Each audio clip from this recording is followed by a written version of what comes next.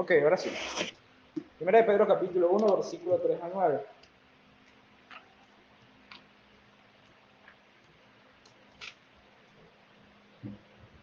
Desde el versículo 3 al versículo 9, Primera de Pedro. Dice así: Alabado sea Dios, Padre de nuestro Señor Jesucristo, por su gran misericordia, nos ha hecho nacer de nuevo mediante la resurrección de Jesucristo, para que tengamos una esperanza viva y recibamos una herencia indestructible, incontaminada e inmarchitable. Tal herencia está reservada en el cielo para ustedes, a quienes el poder de Dios protege mediante la fe hasta que llegue la salvación que se ha de revelar en los últimos tiempos. Esto es para ustedes motivo de gran alegría, a pesar, eh, a pesar de que hasta ahora han tenido que sufrir diversas pruebas por un tiempo. El oro, aunque perecedero, se acrisola al fuego, así también la fe de ustedes, que vale mucho más que el oro, al ser acrisolada por las pruebas, demostrará que es digna de aprobación, gloria y honor cuando Jesucristo se revele.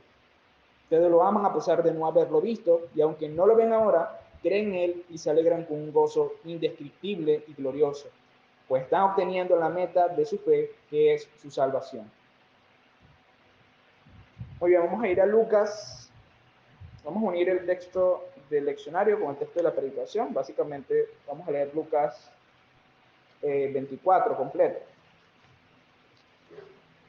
Lucas capítulo 24.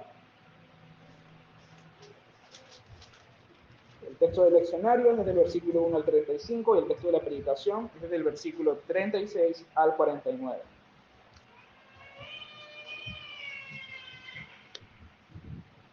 Ok, muy bien, dice: el primer día de la semana, muy de mañana, las mujeres fueron al sepulcro, llevando las especias aromáticas que habían preparado. Encontraron que había sido quitada la piedra que cubría el sepulcro, y al entrar no hallaron el cuerpo del Señor Jesús. Mientras se preguntaban qué habría pasado, se le presentaron dos hombres con ropas resplandecientes. Asustadas, se postraron sobre su rostro, pero ellos le dijeron: ¿por qué buscan ustedes entre los muertos al que vive? No está aquí, ha resucitado. Recuerden lo que les dijo cuando todavía estaba con ustedes en Galilea: el Hijo del Hombre tiene que ser entregado en manos de hombres pecadores y ser crucificado, pero el tercer día resucitará. Entonces ellas se acordaron de las palabras de Jesús. Al regresar del sepulcro, les contaron todas estas cosas a los 11 y a todos los demás. Las mujeres eran María Magdalena, Juana, María la madre de Jacobo y las demás que las acompañaban. Pero a los discípulos el relato les pareció una tontería, así que no les creyeron. Pedro, sin embargo, salió corriendo al sepulcro. Se asomó y vio solo las vendas de lino. Luego volvió a su casa y extrañado de lo que había sucedido. Aquel mismo día, dos de ellos se dirigían a un pueblo llamado Emaús, a unos 11 kilómetros de Jerusalén. Iban conversando sobre todo lo que había acontecido. Sucedió que, mientras hablaban y discutían, Jesús mismo se acercó y comenzó a caminar con ellos. Pero no lo reconocieron, pues sus ojos estaban velados. ¿Qué vienen discutiendo por el camino?, les preguntó. Se detuvieron, cabizbajos, y uno de ellos, llamado Cleofas, le dijo: ¿eres tú el único peregrino en Jerusalén que no se ha enterado de todo lo que ha pasado recientemente? ¿Qué es lo que ha pasado?, les preguntó. Lo de Jesús de Nazaret. Era un profeta, poderoso en obras y en palabras delante de Dios y de todo el pueblo. Los jefes de los sacerdotes y nuestros gobernantes lo entregaron para ser condenado a muerte y lo crucificaron. Pero nosotros abrigábamos la esperanza de que era el quien redimiría a Israel. Es más, ya hace 3 días que sucedió todo esto. También algunas mujeres de nuestro grupo nos dejaron asombrados. Esta mañana muy temprano fueron al sepulcro, pero no hallaron su cuerpo. Cuando volvieron, nos contaron que se les habían aparecido unos ángeles quienes les dijeron que él está vivo. Algunos de nuestros compañeros fueron después al sepulcro y lo encontraron, tal como habían dicho las mujeres, pero a él no lo vieron. Qué torpes son ustedes, les digo, y qué terros de corazón para creer todo lo que han dicho los profetas. ¿Acaso no tenía que sufrir el Cristo estas cosas antes de entrar en su gloria? Entonces, comenzando por Moisés y por todos los profetas, les explicó lo que se refería a él en todas las escrituras. Al acercarse al pueblo a donde se dirigían, Jesús hizo como que iba más lejos. Pero ellos insistieron: quédate con nosotros, que está atardeciendo, ya es casi de noche. Así que entró para quedarse con ellos. Luego, estando con ellos a la mesa, tomó el pan Lo bendijo, lo partió y se lo dio. Entonces se les abrieron los ojos y lo reconocieron, pero él desapareció.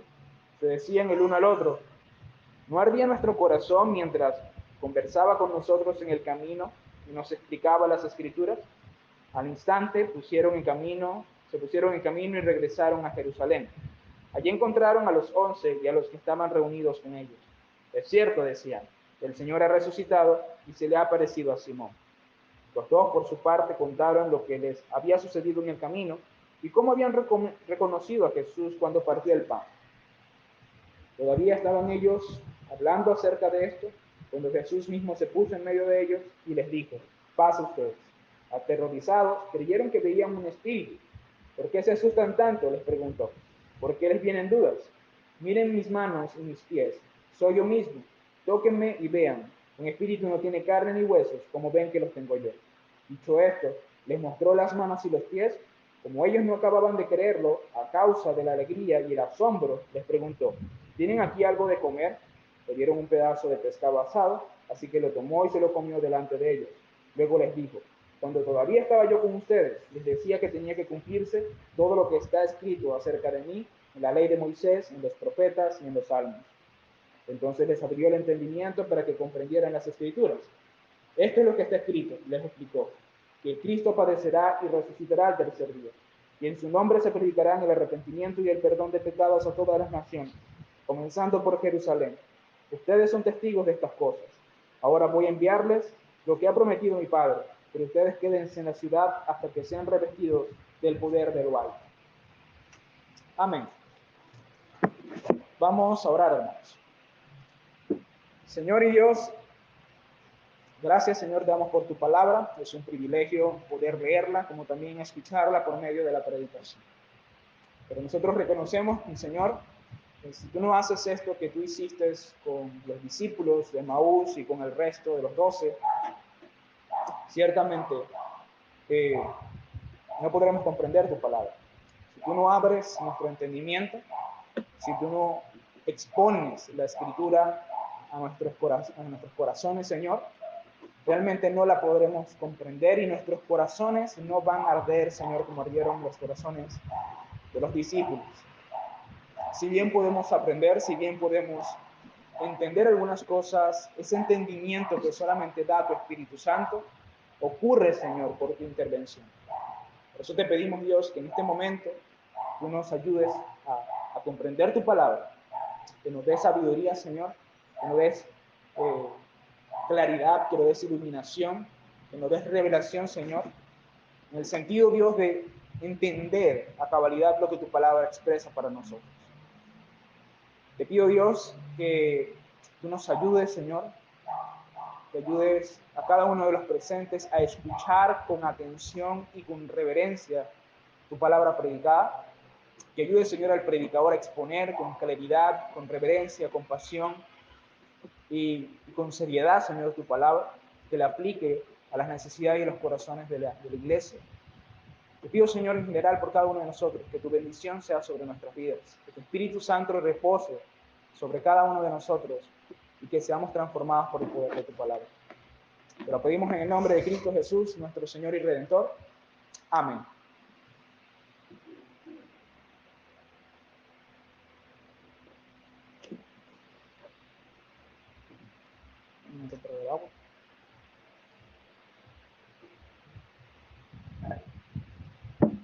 La resurrección de Cristo es un evento realmente increíble. El hecho de que alguien vuelva a la vida parece algo casi como de un cuento de hadas. Sin embargo, nosotros tenemos que tener muy en claro, y siempre debemos recordarnos esto, y es que esto no son mitos, no son historias que se relatan de manera ficticia y por lo cual nosotros tenemos algún tipo de sentimiento religioso. La resurrección de Cristo es un hecho histórico, comprobado, evidente en sí mismo. Lo que testificaron los discípulos de Cristo fue precisamente eso, el hecho sorprendente de que el Hijo de Dios vino al mundo y éste venció la muerte por medio de la resurrección. El primer día de la semana, en aquel día, un domingo tal cual como hoy. De hecho, calculamos más o menos que en esta misma fecha fue que Jesús, el Hijo de Dios, resucitó de entre los muertos. Él fue crucificado un viernes y el día domingo, es decir, el tercer día a partir del viernes, él había resucitado. Sin embargo, en esos 3 días, después de haber visto cómo su Salvador y su Maestro había muerto, ellos llegaron a experimentar una gran tristeza, un gran desánimo. Básicamente, cuando Jesucristo murió, sus esperanzas murieron. Pero estas esperanzas no eran solamente correspondientes a las cosas que el Señor les había enseñado y les había dicho, sino que incluso sus esperanzas en cuanto al Antiguo Testamento habían muerto, sus esperanzas en cuanto a lo que decían los salmos, los profetas y la ley de Dios había muerto. Básicamente ellos tenían una depresión espiritual muy fuerte, precisamente a causa de que ellos creían que Jesús no iba a resucitar. Su fe decayó y por lo tanto también su ánimo, sus vidas y todo lo que ellos creían. Básicamente habían perdido completamente el sentido de sus vidas. Lo que nosotros vemos en este pasaje es que el Señor cambia totalmente esa realidad. Ellos pasan de ser hombres sin fe, de poca fe, desanimados, angustiados, sin esperanza, sin propósito, a ser hombres de verdadera fe, de verdadero gozo espiritual, de verdaderas convicciones y una verdadera esperanza. Prácticamente lo que nos muestra la resurrección es el hecho de que cuando Cristo resucita, nuestra esperanza pasa a estar viva. Y al igual nosotros, hermanos, en muchas ocasiones, nosotros no tenemos convicciones firmes, nuestra fe no es del todo real, perdemos muy fácilmente, sea por cualquier circunstancia, las convicciones sólidas que deberían realmente caracterizar la vida cristiana. Podemos llegarnos a sentir desanimados, desconsolados, tristes. Podemos llegarnos a sentir como los discípulos, precisamente por la falta de fe que nosotros tenemos. Y así como el Señor Jesucristo se muestra resucitado y fortalece la fe de los discípulos, así de la misma manera, hermanos, cuando nosotros vemos la resurrección de entre los muertos, cuando contemplamos lo que implica la resurrección de los muertos, nuestra fe es fortalecida. Decía el apóstol Pablo en 1 Corintios 15 que si Cristo no resucitó, nuestra fe es vana. Pero si Cristo sí resucitó, entonces nuestra fe es viva, con un propósito, con un sentido. Y una de las cosas que nos restaura la fe o que hace que nuestra fe sea vivificada es precisamente entender la resurrección de Cristo entre los muertos. Así que básicamente eso es lo que vamos a ver hoy. Vamos a ver cómo la resurrección de Cristo fortalece nuestra fe. Y lo primero que nosotros vemos es que Cristo fortalece nuestra fe por medio de su cuerpo resucitado. Nosotros podemos hacer un recuento de todo lo que ha pasado en este momento. Sabemos que el Señor Jesucristo muere el día viernes. Yo siempre trato de que nos pongamos en los zapatos de los discípulos, porque ver a alguien que tú consideras tu maestro, alguien que tú amas, morir tan fuertemente como a través de la crucifixión, es algo que a cualquiera lo fuese dejado por el piso. De hecho, si uno a veces tiene seres queridos, uno nada más solamente saber que murió, no ver cómo murió, solamente saber que murió, es suficiente para batirnos bastante fuerte. ¿Cuánto no más que los discípulos hayan experimentado que su amado maestro haya muerto de una manera tan cruenta, tan fuerte, tan difícil de ver como a través de la crucifixión? Y ellos vieron esto y pues eso claramente abatió completamente su fe. Y ellos mismos afirman que ellos creían que Jesús iba a ser el que iba a redimir a Israel. Básicamente lo que ellos están diciendo, nosotros ya no creemos eso. De una manera implícita, ellos estaban abandonando sus convicciones acerca del Mesías, acerca del Señor Jesucristo. Ellos estaban realmente tristes, pero esta tristeza, más allá de ser porque un ser querido ha muerto, es una tristeza porque su fe, su esperanza, sus convicciones más fuertes en cuanto a la redención de Israel habían desaparecido. Cuando Jesús muere, sus convicciones también mueren.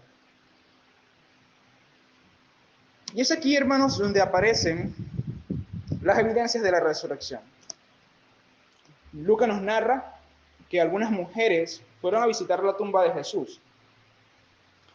Y precisamente la manera como ellas se acercan a la tumba de Jesús nos muestra que ellas no iban con la esperanza de ver a Jesucristo resucitado. Ellos iban con especias, ellos iban con todo lo necesario que se utilizaba en aquel entonces para tratar un cadáver, para hacer que este cadáver durara un poco más de tiempo antes de cerrar por completo el sepulcro. Pero cuando ellos llegan allí, se encontraron con que el cuerpo de Jesús no estaba. Y es allí donde aparecen dos mensajeros, es decir, dos ángeles del Señor, y les dicen claramente que este Jesús ha resucitado. Estas son las primeras que son cambiadas de su falta de convicción a verdadera convicción, y ellas proclaman a los discípulos que Jesús ha resucitado. Y es interesante porque lo que nos dice la Escritura es que los discípulos consideraron que lo que las mujeres estaban diciendo era una tontería. Literalmente esa es la palabra que utiliza Lucas. Lucas describe que los discípulos, al escuchar el mensaje de la resurrección, mensaje que el Señor Jesucristo ya les había dado en el Evangelio, cuando ellos escucharon ese testimonio, automáticamente ellas pensaron que era una tontería. Ellos pensaron que era una tontería.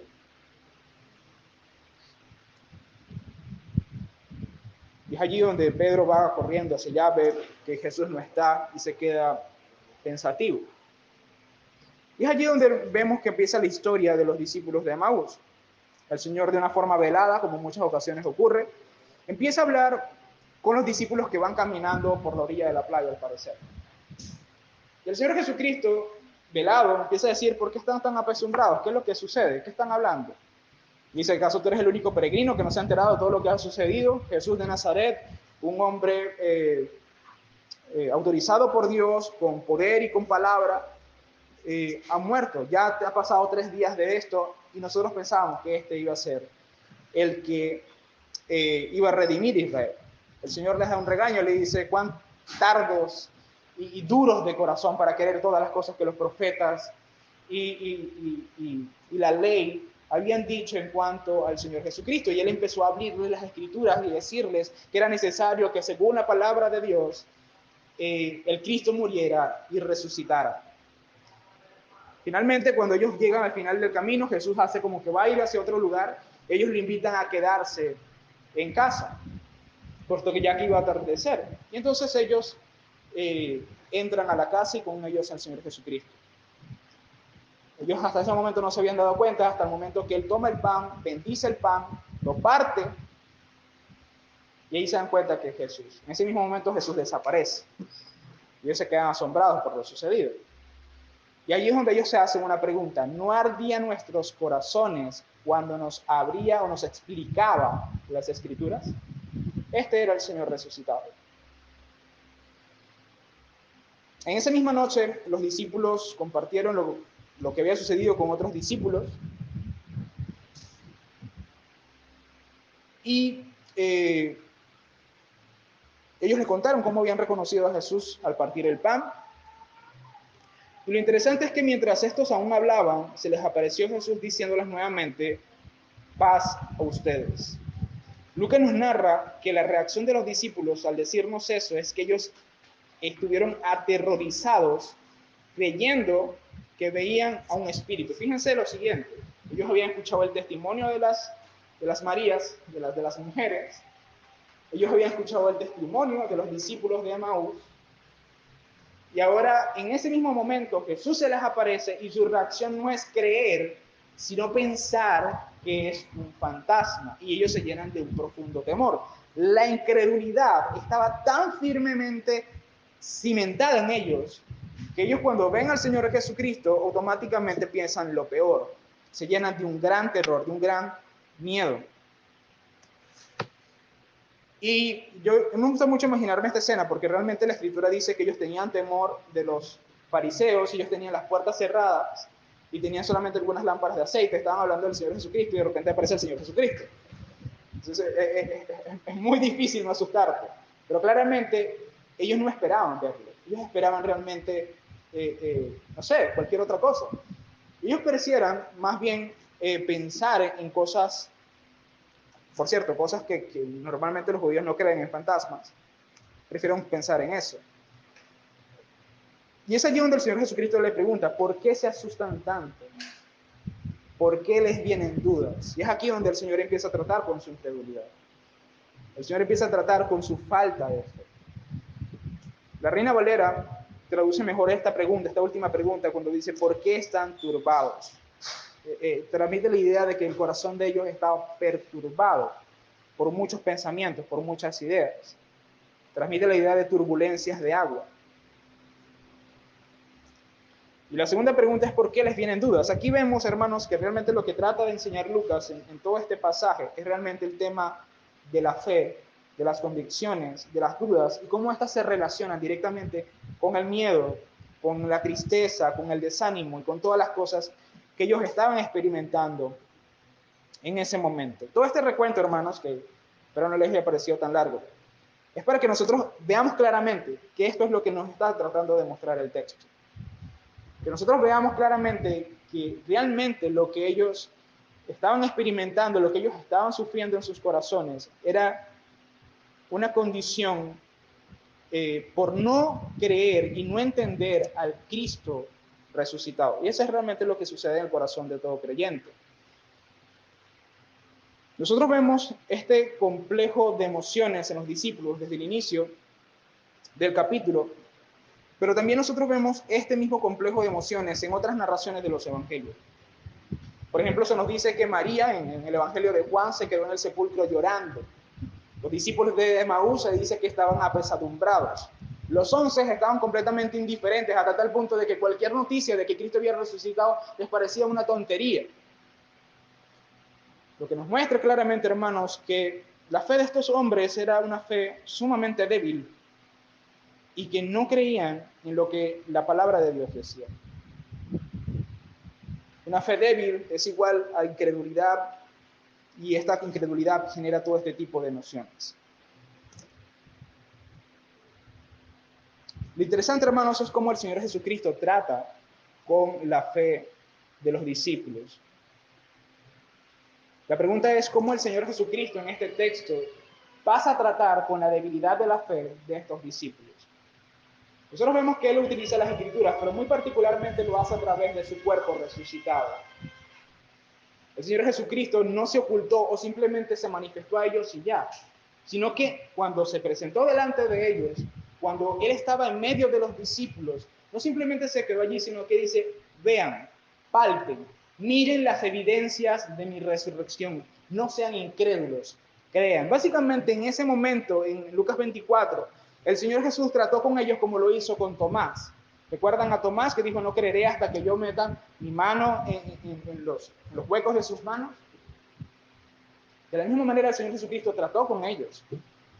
De hecho, les tuvo que decir, se sentó a la mesa, empezó a comer y le dijo, miren, vean, observen, un muerto no puede comer, un fantasma no come ni bebe, y yo estoy vivo, yo he resucitado de entre los muertos.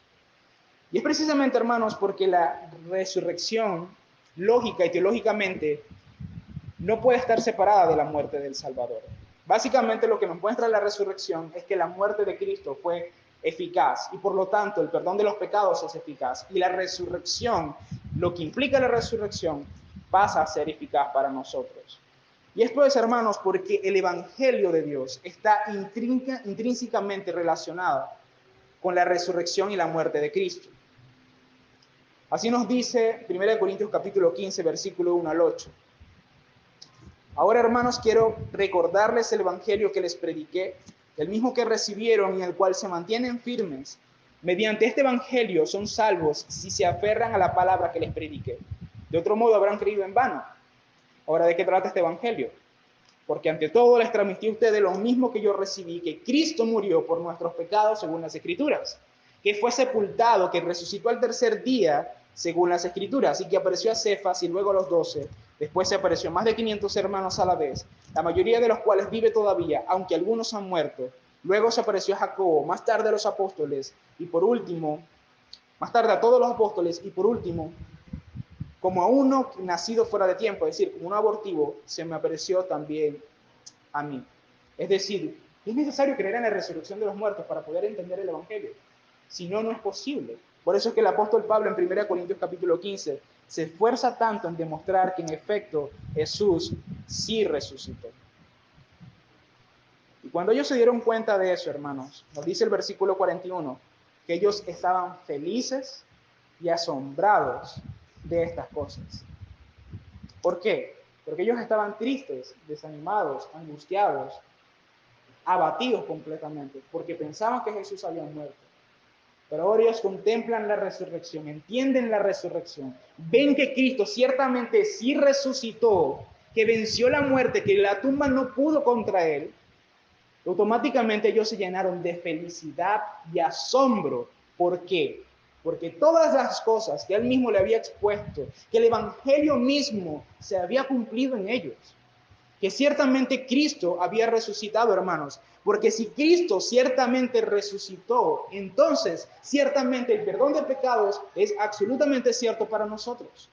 Las promesas de Dios ciertamente se han cumplido de una manera perfecta para el pueblo de Dios. La resurrección es el hecho, es la evidencia, es el sello de Dios que nos dice lo que tú crees es realmente cierto.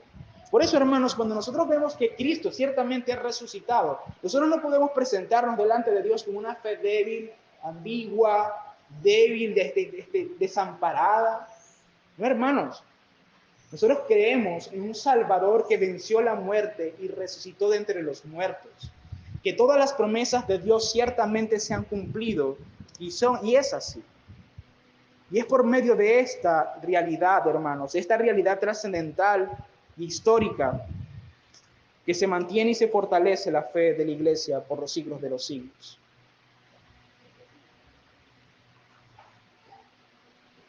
Por eso, hermanos, nosotros no deberíamos sentirnos como angustiados, debilitados, débiles.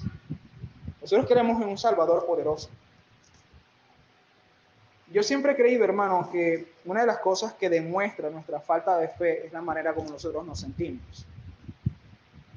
Muy posiblemente nos sintamos así como los discípulos de Emaús, como los 12.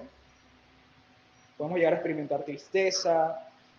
Y no es que los cristianos no podemos estar tristes, pero la Biblia es muy clara de que hay dos tipos de tristeza, una que es para muerte y una que es para vida.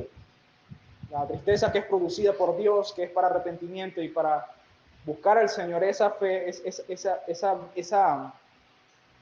ese tipo de tristeza proviene de la fe, no de la falta de fe, que es precisamente mi punto. Hay personas que pueden llegar a experimentar una gran cantidad de emociones negativas por el simple hecho de que tienen una fe débil o una fe deprimente, hermanos.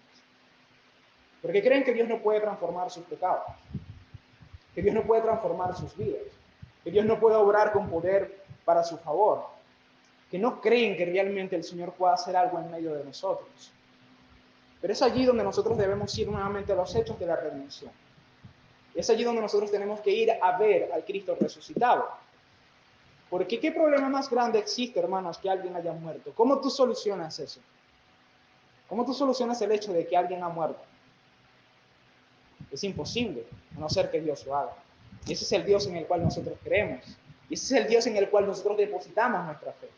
Es un Dios que resucitó de entre los muertos y que nos proclama ahora su evangelio.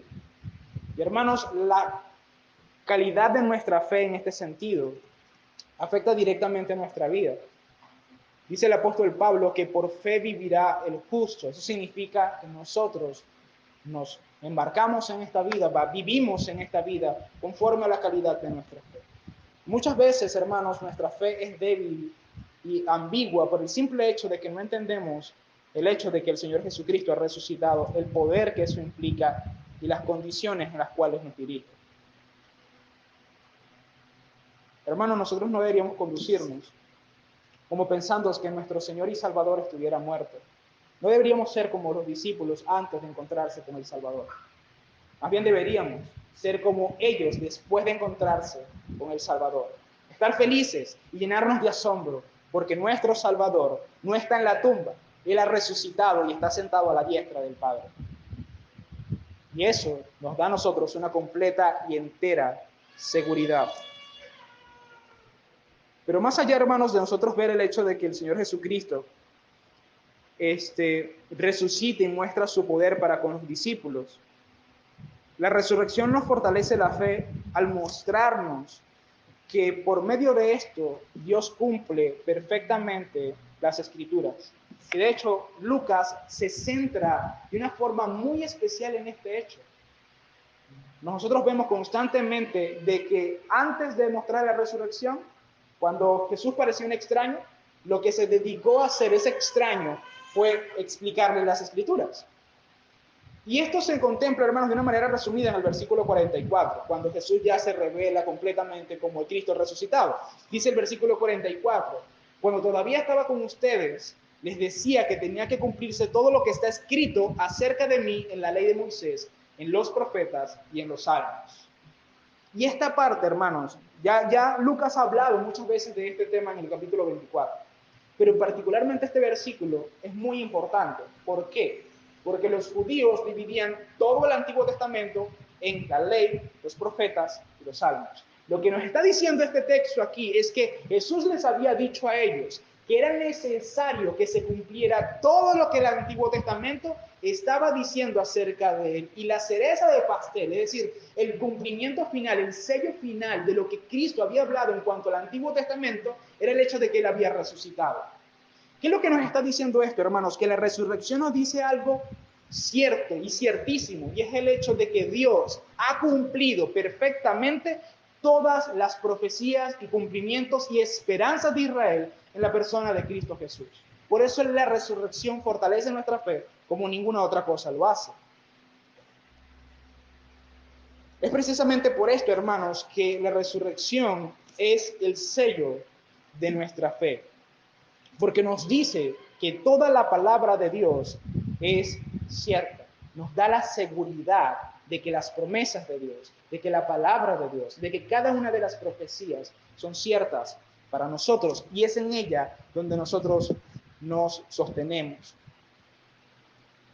Y aquí nuevamente volvemos a nuestro tema. Debemos recordar, hermanos, que aquí el Señor Jesucristo está tratando con la incredulidad de los discípulos. Y esta incredulidad no era solamente en cuanto a la persona de Cristo, sino también una incredulidad en cuanto a las Escrituras. Por eso es que Jesús se centra tanto en la palabra de Dios. Pero la pregunta es por cómo el Señor Jesús trata con este tema específico. ¿Cómo el Señor trata? No solamente con el hecho de que ellos no creían en el testimonio de las mujeres acerca de la resurrección, sino que no creían en el testimonio del Antiguo Testamento. Lucas describe al Señor Jesucristo, o lo que hace el Señor Jesucristo para tratar con este asunto, diciendo que Él abrió su entendimiento. Y versículos anteriores dice que Él explicó las Escrituras. Y estas dos cosas son importantes. Uno, Él abre el entendimiento, y eso es muy bonito porque realmente Lucas utiliza la palabra abrir, que es una palabra que se utiliza para abrir portones, es decir, para abrir de par en par. Y normalmente es una palabra que solamente utiliza para utilizarla en un sentido espiritual, como cuando la mujer de Hechos 16 abre su corazón al mensaje del Evangelio. Esto es algo que solamente Dios hace. Y lo que está tratando de mostrar acá es que el Señor Jesús no solamente mostró su resurrección, sino que mostró en las Escrituras cómo esto se cumplía. Y para que esto se diera así, abrió el entendimiento de los discípulos, obró milagrosamente para que ellos pudieran entender. Ahora, ¿qué es lo que pasaba cuando el Señor les abría el entendimiento? ¿Qué es lo que pasaba en ellos cuando el Señor Jesucristo les explicaba las Escrituras? Cuando ellos se dieron cuenta de que Jesús era quien estaba con ellos, en un momento de reflexión y hablando los unos con los otros, se preguntaron diciéndose, ¿acaso no ardía nuestros corazones cuando Él nos explicaba las Escrituras? Fíjense que estamos hablando de hombres desanimados, apagados, muertos, básicamente en cuanto a su fe. Pero después del Señor abrirles las Escrituras, hacerles entender las Escrituras, hacerles ver lo que la palabra decía, qué es lo que sucedía en sus corazones. Sus corazones ardían por la palabra de Dios.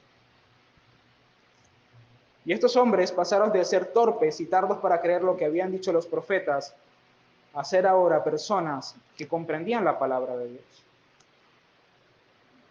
Y ahora, ¿por qué el Señor Jesús trataba con ellos de esta manera?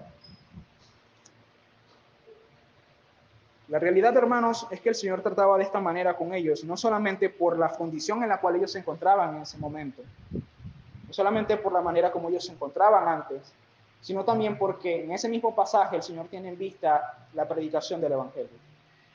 Es decir, estos hombres no solamente necesitaban convicción para salir del estado terrible en el cual se encontraban, sino porque ellos tenían una tarea que cumplir más adelante. De hecho, si se dan cuenta, Lucas 24 termina con la gran comisión. Precisamente por esto, ellos necesitaban recuperar sus convicciones para luego dar testimonio de lo que habían creído. Y es aquí, hermanos, donde debemos entender cómo el Cristo resucitado hace esto para con su iglesia. El Señor Jesús no encontró ningún otro método sino que la exposición de su palabra para alumbrar el entendimiento, como dice el Salmo 119, versículo 130.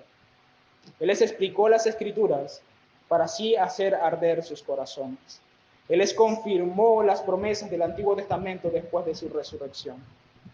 Y esto, hermanos, nos debe llevar a nosotros al mismo punto. ¿Qué es lo que nosotros necesitamos para fortalecer nuestra fe? ¿Qué es lo que nosotros necesitamos también para que nuestros corazones ardan como ardían los corazones de los discípulos? ¿Qué necesitamos nosotros? Necesitamos la palabra de Dios. No solamente necesitamos ver al Cristo resucitado, ciertamente lo necesitamos, pero necesitamos ver al Cristo resucitado en relación a toda su palabra.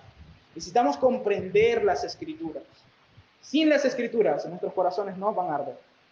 Si nosotros no somos entendidos en lo que la palabra de Dios afirma, entonces nuestra fe va a ser débil, va a ser enclenque, va a ser debilitada constantemente. Ellos se quedaron en sus propios pensamientos y precisamente por eso estaban tan debilitados.